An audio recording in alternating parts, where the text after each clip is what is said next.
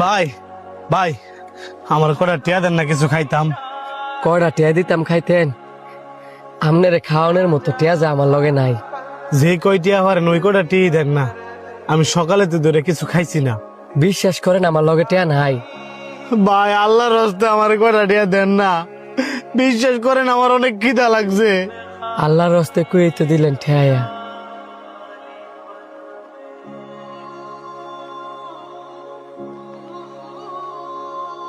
আমার কাছে এই শেষ 10 টিয়া ছিল, নেন রাহেন।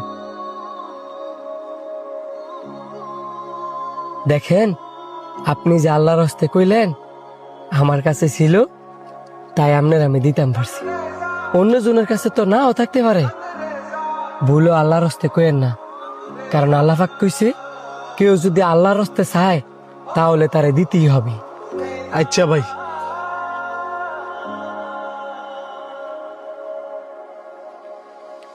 কিরে, মানি ব্যাগ খালি করে যে লোকটারা 10 টাকা দিয়ে দিলি, এখন বাড়িতে কেমনে যাবি? কেমনে আর যামু?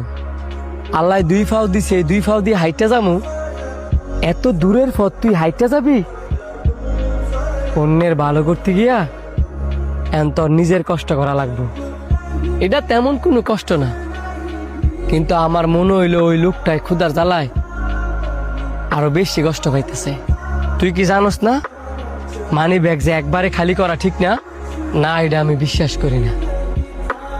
আমি বিশ্বাস করি যে আল্লাহ পাক চাইছে বলে আমার মানি ব্যাগ খালি হইছে, আমার সে আল্লাহ পাক চাইলেই আমার মানি ব্যাগ আবার টেয় ভরপুর করে দিব।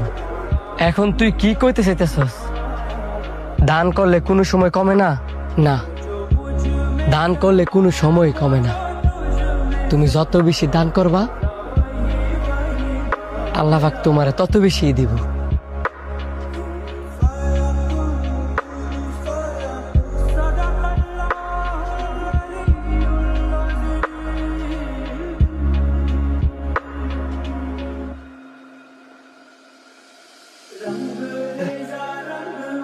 হঠাৎ করে মাথাটা চক্কর মারলো কে রে? মাথা তো চক্কর মারবই, যেই পরিমাণের গরম পড়ছে।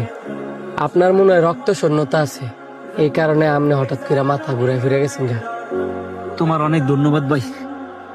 তুমি যদি আজ কেন না থাকতা তাহলে মনে আজকে আমি অনেক ঘুরে থাকতাম। ধন্যবাদের কিছু নাই, মানুষই তো মানুষের জন্য। ঠিক, মানুষ মানুষের জন্য। এই ধরনের কিছু টিয়া আছে, এগুলো তুমি রাখো।